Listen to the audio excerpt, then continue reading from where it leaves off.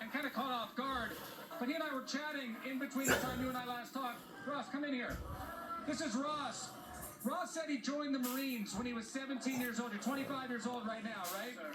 What is it like, Ross, to stand here face to face with members of the United States Marine Corps and members of the National Guard? And why are you protesting them if you were once a Marine? I'm gonna be honest with you, man. Honestly, it's sad to me that I have to stand against my own bit. Like everybody says, I swore an oath to the Constitution, not to the President. My beliefs is everyone's equal. I feel like immigrants that come to this country, if they're not committing crimes that are trying to make this country better, they should be able to stay here a legal way. A lot of people can't be at this rally today because they don't have legal documentation to be here. You're scared of getting arrested by ICE. Yes, sir, that's the thing. Let me ask you, Ross. You're here with a Mexican flag, not an American flag, but you served in the U.S. Marine Corps. Stephen Miller might say, well, that's a sign of an insurrection.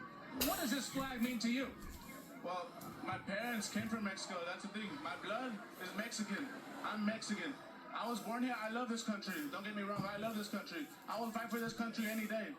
But I'm also going to represent what runs through my blood, which is Mexican. I'm Mexican at the end of the day. Your mom and dad came here and they weren't documented, but when you entered the Marine Corps, you told me that through a legal pathway to citizenship, you were able to get your parents papers to live in this country legally. The Marines was your parents' path to legalization.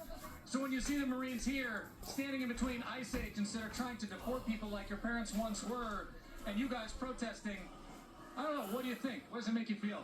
Like, it makes me feel super sad. It makes me feel sad because a lot of the people I see here, a lot of guys back here, a lot of Marines, they're all Hispanic. I know for a fact a lot of them have parents that were born in a foreign country too. And I'm sure they're trying to do the same thing that I did and take my pathway that I did to get to my parents their citizenship. It's just sad. It's super sad. If you were in the position of one of these Marines from 29 Palms standing up here right now, and you had been deployed here, what would you do? They're in a tough spot. They are in a tough spot, and I understand where they're coming from too. Like I said, I was in their shoes at one point. I know when you're active duty or even reservist, honestly, you can't talk smack about the government because they're your boss. You're just a number to them. So you can't really say nothing, which sucks, and it's a sad reality. If Donald Trump's watching right now, what do you want him to know? Keep it PG-13. I want him to have compassion for everyone. Like he said, I was actually watching his rally yesterday. He was talking about how farmers are losing a whole bunch of their workers that never committed any crimes or nothing like that. He should think about that with the whole community because most people here are here to work. They're here to improve themselves. They're here for the American dream. That's what they want. They want the American dream. That's what everyone that comes here, most people that come here, they want to improve this country. A quote that my parents, but it's funny, but my parents were born in Mexico.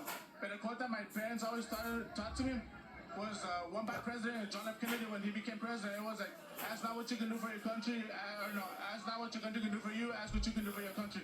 I've always gone through it, like, I've always lived like that. It's very clear, Ross, that that's how you live your life.